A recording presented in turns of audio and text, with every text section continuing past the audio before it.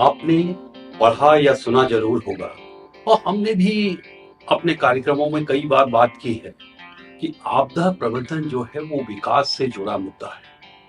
ये केवल कोई ह्यूमैनिटेरियन मुद्दा नहीं है। अगर हमें विकास को सतत बनाना है तो आपदा प्रबंधन या आपदा जोखिम न्यूनीकरण आवश्यक हो जाता है। परंतु आपने भी देखा होगा, जब भी विकास की बात होती है तो ज्यादातर स्थितियों में हम एसडीजीज या एमडीजीज की बात करते हैं, मिलेनियम डेवलपमेंट गोल्स या सस्टेनेबल डेवलपमेंट गोल्स की बात करते हैं। और सरसरी तौर पे देखने पे चाहे वो मिलेनियम डेवलपमेंट गोल्स हों, चाहे सस्टेनेबल डेवलपमेंट गोल्स हों, उसमें इन्वायरमेंटल सस्टेनेबिलिटी और क्लाइमेट चेंज, सस्टेनेबल सिटीज या सस्टेनेबिलिटी ऑफ एनवायरनमेंट को छोड़ के हमें सीधे सीधे आपदा प्रबंधन का या आपदा जोखिम न्यूनीकरण की कोई बात दिखाई नहीं देती। तो क्या सच में एसडीजीज में आपदा जोखिम प्रबंधन की कोई बात नहीं है? यही चर्चा करेंगे आज।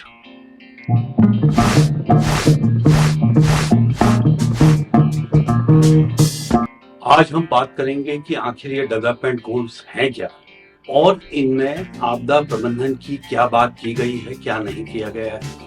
तो पूरे विश्व के लिए विकास की एक रणनीति बनाने के लिए यूनाइटेड नेशंस के द्वारा समय समय पर कुछ गोल्स निर्धारित किए जाते हैं। 2005 से 2015 की अवधि के लिए जो गोल्स निर्धारित किए गए उसे हम मिलेनियम डेवलपमेंट गोल्स कहते हैं।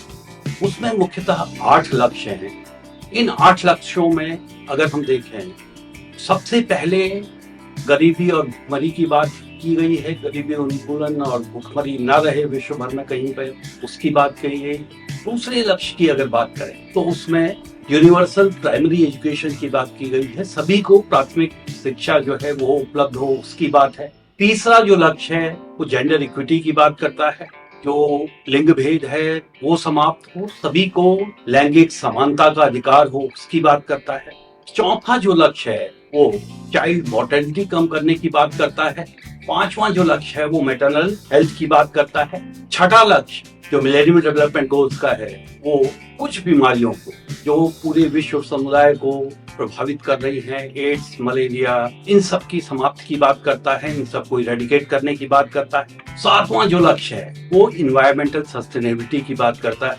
और आठवां लक्ष्य जो है कॉपरेशन और पार्टनरशिप की बात करता है कि इन गोल्स की प्राप्ति करने के लिए इंटरनेशनल कॉपरेशन होना चाहिए, परस्पर सहयोग होना चाहिए। अगर इन लक्ष्यों की बात करें तो अगर हम सातवां जो लक्ष्य है मिलेनियम डेवलपमेंट गोल्स का, जिसमें सस्टेनेबल डेवलपमेंट की बात की गई है, उसको छोड़ दें तो ज्यादातर अन्य लक्ष्य आपदा प्रबंधन या आपदा न्यूनीकरण या आपदा जोखिम न्यूनीकरण से संबंधित नहीं लगते हैं।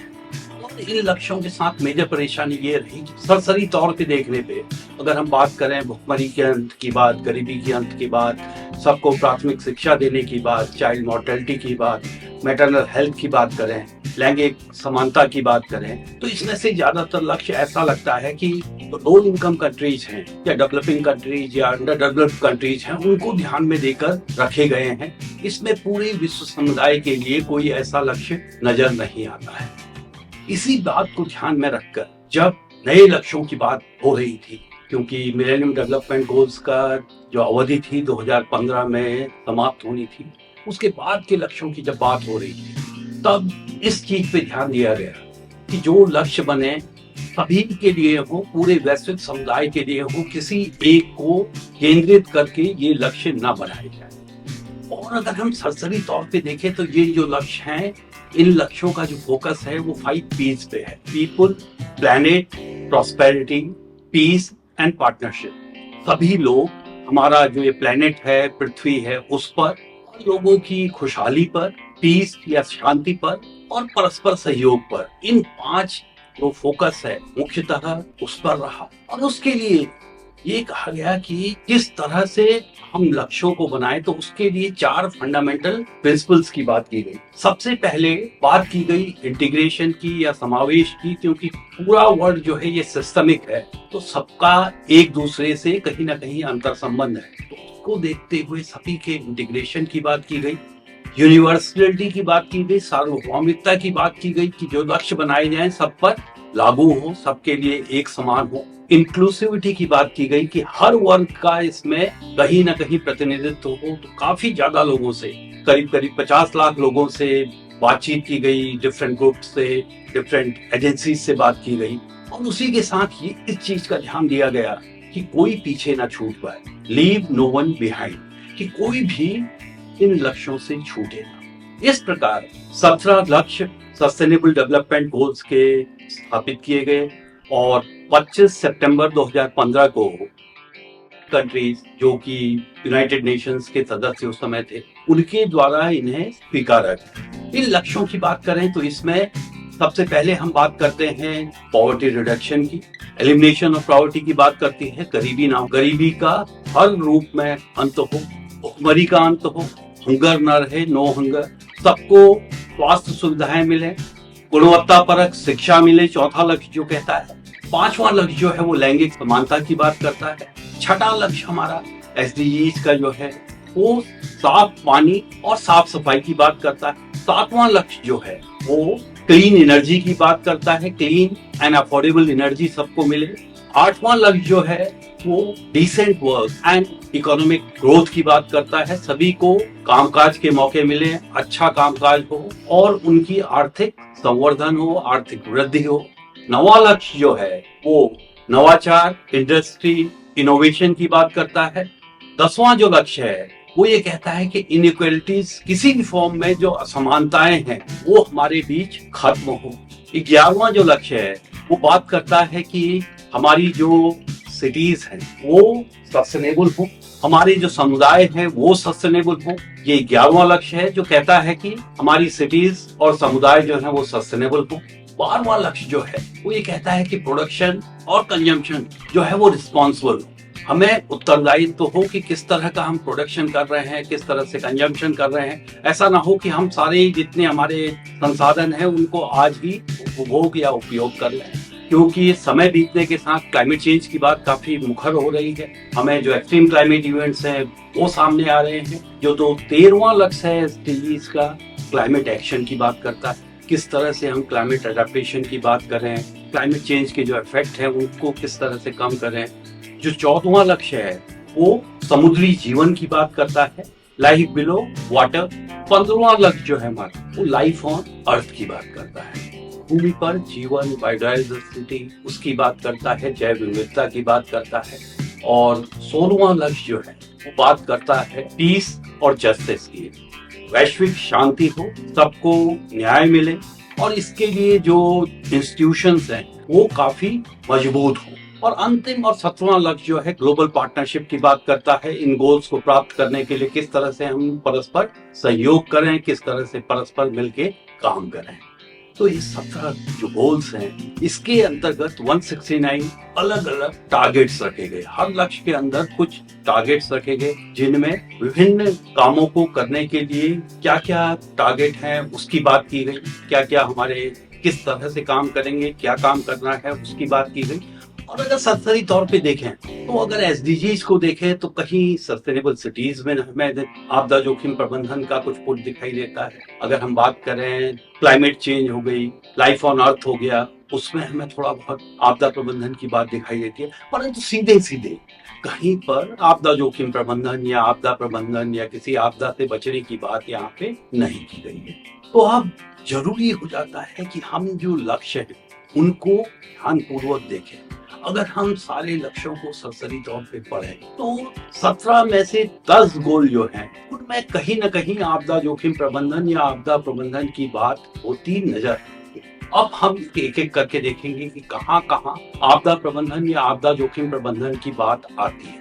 पहला जो लक्ष्य है वो गरीबी के अंत से जुड़ा हुआ है कि गरीबी हर फॉर्म में खत्म हो। तो इसके अंतर्गत जो लक्ष्य 1.5 है वो ये कहता है कि जो उच्च घातकता वाले वर्ग है उनकी रेजिलियंस या प्रतिरोधकता बढ़ाने पर काम किया जाए। यहाँ ध्यान देने की बात यह है, क्लाइमेट चेंज के कारण, जलवायु परिवर्तन के कारण जो आपदाओं के प्रभाव बढ़ रहे हैं उनका एक स्पष्ट जिक्र करते हुए ये कहा गया है कि उच्च घातकता वाले जो वर्ग हैं उनकी प्रतिरोधकता को बढ़ाने का काम किया जाए। क्योंकि जैसा हमने कहा गरीबी और आपदा का सीधा सीधा संबंध है। ज्यादा गरीबी का ज्यादातर स्थितियों में मतलब होता है कि उनकी वल्नरेबिलिटी ज्यादा होगी। तो यहाँ जो टारगेट 1.5 है वो ये बात करता है कि जो उच्च घातकता वाले वर्ग हैं उनकी घातकता को कम करने के प्रयास किए जाएं।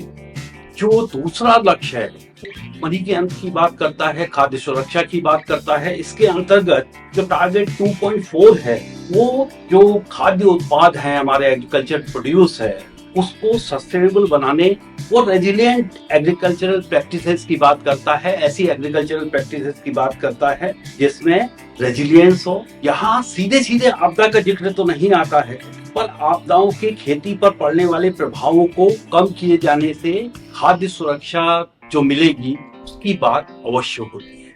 तो ये कहीं ना कहीं आपदा से जुड़ा हुआ पक्ष है, क्योंकि आपदाओं के कारण जैसा हमने देखा वो बाढ़ हो या सूखा, ज्यादातर खाद्य उत्पाद पे फर्क पड़ता है, खाद्य उत्पादन पे फर्क पड़ता है। तो ये जो लक्ष्य है 2.4 ये खाद्य उत्पादन को रेजिलिएंट बनाने की बात करता है, उसको सतत बनाने की बात करता है। सतत विकास लक्ष्यों का तीसरा लक्ष्य जो है वो स्वास्थ्य की बात करता है। स्वास्थ्य वाला जो गोल हमारा तीसरा है उसके अंतर्गत जो 3D है वो स्वास्थ्य संबंधित जो जोखिम है उनके लिए पूर्व चेतावनी की बात करता है, जो कि आपदा प्रबंधन से जुड़ा हुआ है। क्योंकि हेल्थ अगर हम देखें बायोलॉजिकल डिजास्टर्स हैं उनकी पूर्व चेतावनी की बात हो सकती है, जो डिजीज आउटब्रेक हैं उनकी पूर्व चेतावनी की बात हो सकती है, जिसके आधार पे हम उचित कार्यवाही करें। वो टीकाकरण हो सकता है, दूसरे प्रिवेंटिव मेजर्स हो सकते हैं, ताकि स्वास्थ्य संबंधित जोखिम जो है वो कम। चौथा लक्ष्य जो SDGs का है वो गुणवत्तापरक शिक्षा से जुड़ा हुआ है कि शिक्षा सभी को सुलभ हो और शिक्षा का स्तर जो है वो अच्छा हो। अगर शिक्षा अच्छी होगी तो हमारी क्वालिटी ऑफ वर्कफोर्स अच्छी होगी, क्वालिटी ऑफ वर्कफोर्स अच्छी होगी तो इकोनॉमिक ग्रोथ अच्छी होगी। जैसा हमने पहले और एक थ्योरी में भी देखा, इसकी बात अभी हमने कुछ समय पहले की, कि जो वर्कफोर्स है उसकी क्वालिटी का और इकोनॉमी का सीधा सीधा संबंध है। तो यहाँ जो टारगेट 4.7 है इसमें विकास की बात आती है, सस्टेनेबल डेवलपमेंट की बात आती है, जो कि सीधे सीधे डिजास्टर रिस्क रिडक्शन से जुड़ा हुआ विषय है। और गोल 4 के अंतर्गत टारगेट 4A है वो शिक्षा से जुड़ा हुआ इंफ्रास्ट्रक्चर है, उसकी सस्टेनेबिलिटी की बात करता है, उसको इम्प्रूव करने की बात करता है। तो जैसा हम जानते हैं जो बच्चे हैं या स्टूडेंट्स हैं वो काफी वल्नरेबल होते हैं और विभिन्न आपदा की स्थिति में स्कूलों के क्षतिग्रस्त होने से उनको क्षति हो सकती है, आघात लग सकता है, और शिक्षण संस्थानों को जब भी नुकसान होता है समाज पे उसका सीधे सीधे बहुत गहरा ट्रॉमा होता है। इस टारगेट के अंतर्गत 4A के अंतर्गत जहां हम शिक्षण संबंधित इंफ्रास्ट्रक्चर के इम्प्रूवमेंट की बात कर रहे हैं तो हम उसको रेजिलिएंट बनाने की बात कर रहे हैं, उसको आपदा सुरक्षित बनाने की बात कर रहे हैं। जो छठा लक्ष्य है वो स्वच्छ पानी और साफ सफाई से जुड़ा हुआ है। उसके अंतर्गत जो 6.6 टारगेट है वो इकोसिस्टम रिस्टोरेशन की बात करता है, जो हमारा इकोसिस्टम है उसको रिस्टोर करने की बात करता है, जो कि आपदा जोखिम प्रबंधन से जुड़ा हुआ है। नवा जो हमारा गोल है या लक्ष्य है वो नवाचार और संरचना औद्योगिक विकास से जुड़ा हुआ है। इसके अंतर्गत जो टारगेट 9.1 है वो आपदा सुरक्षित और संरचना विकास की बात करता है, डिजास्टर रेजिलिएंट इंफ्रास्ट्रक्चर डेवलपमेंट की बात करता है।